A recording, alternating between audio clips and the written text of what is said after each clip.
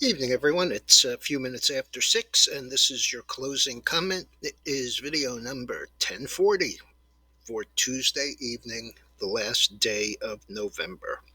Okay, so today's market was horrendous. It was horrendous before, and we had a complete turnaround from the CEOs of the vaccine companies. All of a sudden, Moderna, who claimed that just on Friday, who claimed that the efficacy for their drug was good and would work on the new variant, today came out and said materially less efficacy. I don't have a clue how these guys get away with this kind of crap.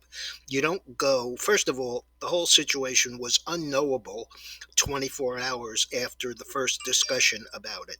So that was bullshit to begin with. But I don't know how they can get away with this kind of just outright lying. In any event, that was what started the day. Then Powell and Yellen testified before Congress on the CARES Act and anything else that they asked them about. And all of a sudden, Powell says, well, transitory, probably not the right word. We should discontinue using that. If you think that the Fed is apolitical, then this just flies in the face of that. How all of a sudden, after getting renominated, he changes a year's worth of commentary about inflation. Again, serious BS. Okay, so the market closed down 652, 3.6 to 1 to the downside, down 1.9%, and lower by about $400 below Friday's low after yesterday's anemic rally. The NASDAQ down 245, which erases all of its losses. All of its gain for yesterday plus some, 2.2 to 1 to the downside, and volume exploded to the upside. Yesterday was 4.7 billion, today was 6.4 billion. So about a 40% jump in volume. S&P down 88, 1.9%. The Russell, which was down yesterday, down another 43 today and closed below Friday's low. And the big loser on the day, the Dow Jones Transports, down 518 or 3.17%. The VIX 27 and change, up 423, 18.42%, showing a little less complacency. And in the face of this, Apple closed 165.30, up 506.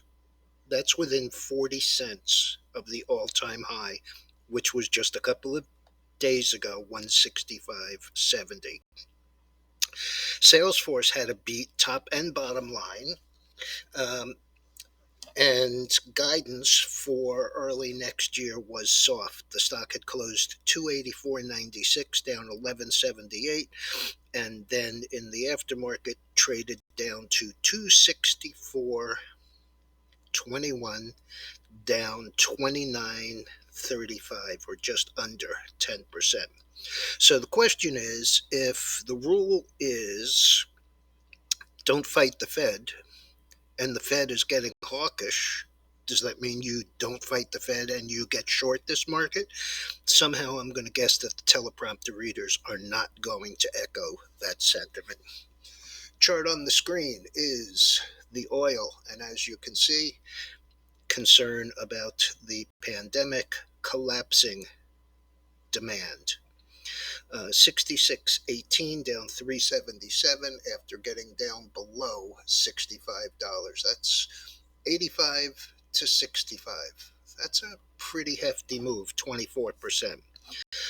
The big disappointment for me was the gold, which was very strong this morning with all of the news until Powell started talking about transitory being gone accelerating the taper and possibly starting rate hikes a little bit sooner. And gold went from 1811 down to 1771, a $40 drop, closed 1776 and a half, down 870. Bitcoin down 690 at just under 58,000, so not much there. But the contrast was Ethereum, 4691 up 237. So there's definitely a split there. Ethereum, I still believe, is the way to go. The dollar was down 33 basis points to 96 even, and the bonds in a flight to safety were up 1 3/4. We had consumer confidence coming in at 109.5, down from 111.6 and an estimate of 111, so negative. Chicago PMI, a huge miss, 61.8 versus 68.4 last month, and an estimate expectation of 67. And Case-Shiller Index up 19.1% year over year on housing. Tomorrow we have ISM, we have the ADP numbers, we have the Fed's Beige Book. The most important there is probably the ADP, because on Friday we have the government's numbers. And without question, the disaster du jour. A new stock, been public 4 days. AeroClean Technologies, AERC. They did 2.5 million shares at 10. The stock opened at 40. Yesterday closed 117.35. Today opened at 105, traded up to 108 and change, and then fell to $14.31. Last trade there, 23.70, down 93.95, or 80%. And to give you an idea of what that was all about, they did 2.5 million shares. The first day of trading was about 900,000, so that's a little light. Today's volume was 26 million. So that was the total outstanding 10.5 times. So we'll see what happens there tomorrow. All right, everyone, have a good evening. Be careful out there. We are getting oversold. I did buy some ICE options today. Really like it. Intercontinental markets. If volume is going to keep up, then they have stocks, options. They own the NYSE. They trade options and they trade futures. So have a good evening. I'll be back.